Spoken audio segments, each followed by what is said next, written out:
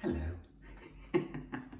It's me, Paul Harfleet. I, of course, am the person responsible for the Birds Can Fly project. I've been drawing birds and gently referencing them. In lockdown, they look a bit like this. Come here. And I am incredibly grateful for all of your likes and comments and the hundreds of questions that you've been asking me. Lots of you want to know about my apparently vast wardrobe. I am going to show you some things. I didn't know that I was going to be doing this when I bought the clothes. No, I did not borrow any clothes. They are all mine. So let's go and have a look at my wardrobe. Hello, welcome to my bedroom and my wardrobe. Some of you might be expecting there to be some palatial walk-in wardrobe. That is not the case. It's just I think, a very standard set of clothes. I'm just going to take you through. So I think, like most people, you would buy a white shirt or two, and then you'd probably go to pinks. I'm just doing that, pinks, and maybe then a floral or two, and then a sort of nice pattern. And then I go from plaids, which I haven't really worn, of course, because there are not many plaid birds, and then to reds, and then to oranges. I'm sure everyone does that, don't they? Oranges and yellows. I do have two of the same colour actually. And then to blues and to greens. I had to buy the green actually because I didn't have a green shirt. Turquoise, I've worn that more than once, which is actually something that I should highlight, is that throughout the series I've repeated the same outfits or the same items of clothing more than once. I think I've worn this for maybe the J and the blue tit perhaps. What is funny is that I'm starting to refer to the clothes as my hen harrier cardigan and my kookaburra cardigan. So now to some jackets. You know, I do like a jacket, I have to say. This is a different wardrobe, sorry. I wore this for the hoopoe. I wore this for the king vulture. I wore this for the red kite and the bald eagle. I wore this for more than one, for the blue jay, the blue tit, the kingfisher. I suppose when I'm styling it, that's how it looks different and perhaps new, which maybe makes you think I've got massive amounts of clothes, which I suppose I do, kind of, but not. I don't think it's super excessive. Scarves. I do love a scarf, and I have got quite a few, I suppose. I've not even put them all out. This was the blue tit, and I sort of then disguised the orange bit. This was just to kind of reference the plumage of the long-tailed tit. That was a splendid fairy wren. This was the raven, it's lace. This was the starling. You know, it makes sense, doesn't it? You wanted to see my wardrobe.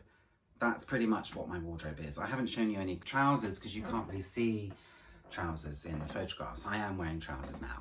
Lots of you asked about my makeup skills. Yes, I do my own makeup. I said do.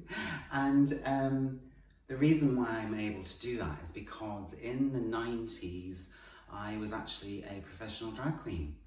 It is true. And here I look like this. And I worked the Manchester club scene, I worked at the Paradise Factory and Flesh at the Hacienda in the 90s, and I worked with my partner in crime, Angel Valentine, and here we are looking fabulous.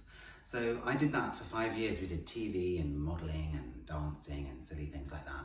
Maggie Bailey, Karen Hardy and Sharon Fish asked if I had gone to art school, which I did shortly after I stopped being a drag queen. I went to the Manchester School of Art, where I did a degree in painting, and then I did a year later I did an MA in fine art, and that's where I sort of started to explore work in a more conceptual way. And it was shortly after that that I developed the Pansy Project, which what lots of you know about now.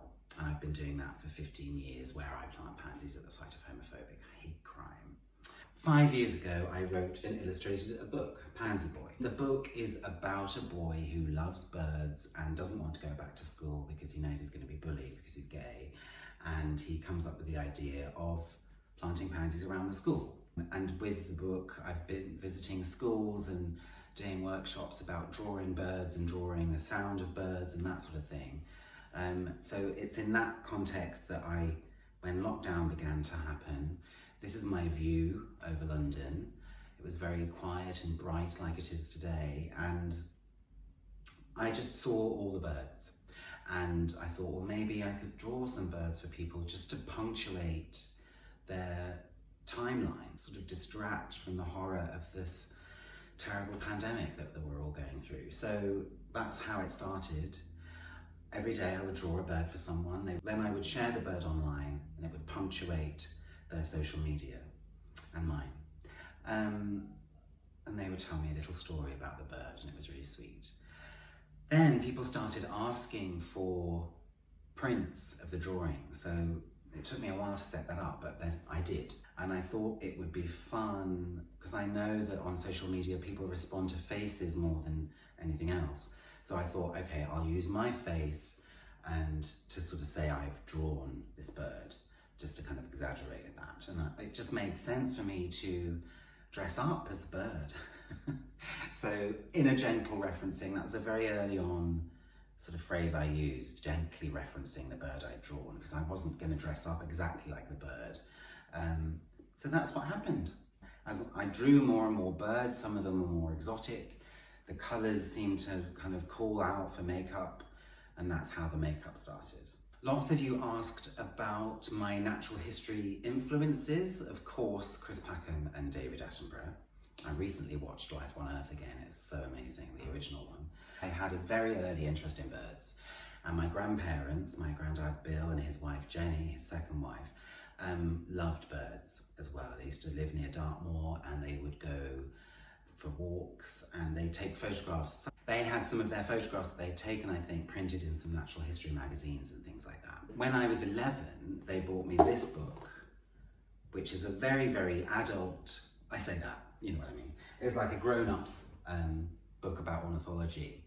And I think I really responded to not being patronised. Also bought me a subscription to this book, which is filled with amazing, some of them are by Audubon, I think. They weirdly aren't credited, but amazing illustrations of birds, which I loved. And I've got all of these books, which have just are filled with these amazing illustrations.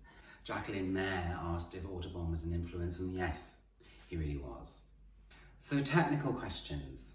So I've been drawing all of the birds with this pen, this Uni PN fine line. There you go, that one, can you see that? It's 0.05, it's a very fine line. It allows me to get to the detail of the birds. I thought you might like to see some of the original drawings. Can you see those? So these are the originals. There's nearly 50 now. They are just the pen just works so nicely, and I did them all on this size, so even when I exhibit the original drawings, they're all going to be framed in the same way. In terms of colour, I scan them in and then I colour them in Photoshop, so they're not really paintings, they are drawings that are then digitally enhanced. So they're drawings, not paintings so much. Lots of you have asked about a calendar. A calendar, it seems to be really expensive to do. So especially in the numbers that might be needed, like I mean low numbers, I'm looking into it. Lots of you asked about a book, which I am working on. Lots of you have suggested what I have already got in mind, which is to have the drawing and then the photo like I've been sharing in like a double page spread. That's what I think I'm going to do, and then I will have some technical information on the birds. I'm sort of designing it as I go, and I'm writing and researching a lot. What I'm beginning to research really is the history of how we have identified and categorized and catalogued birds. I'm very interested in that. So I'm kind of doing some research. I'm going to write an essay and I've asked a few other people to write something for me, and it will be that. At this point, I don't know when it's going to be out and who is going to publish it. I'm speaking to various publishers just to see what is going to work, but I'm still working on that. But it will be published and it will be out. Some other quick questions. Lots of you asked whether I would do other animals. At the moment, I'm still focusing on birds, but I would love to do some insects and maybe some frogs. I think frogs would be fun. And I suppose that would be, I'd need more clothes, I suppose. But Claire McCallum asked if there was a special bird to me. I don't know. I suppose in terms of what the birds I've drawn in lockdown, what's funny is that every time I share a post, lots of you are saying, oh, it's my new favourite, and I feel exactly the same. When it's new and fresh, I feel like it's my favourite bird and the favourite image that I've shared, so that's been super fun. But yeah, no, I don't have a favourite, they're all my favourites. Hilary Andrews asked when I'm going to have my own TV show. There are no plans yet for a TV show. I don't know what that would be. Mark Ishkaru asked if I liked Marmite. No, I hate it. Joe Moore asked if I would have a message to my 10-year-old self. That's a nice question. Well, funnily enough, I wrote Pansy Boy for my 7-year-old self. And the message really is to ignore the bullies and to do what you want to do. Be your true, authentic self. What's been amazing about this project is that, as I've explained, it's almost all of the things that I've been interested in all my life percolated into one project. I love fashion, I love makeup, I love drawing, and I love birds. So all of that brought together is what Birds Can Fly is. So I guess that might be why people have been so intrigued by it, perhaps. But anyway, I'm incredibly grateful. Gail Trutons asked whether I would do a makeup tutorial, and lots of you liked her question. No.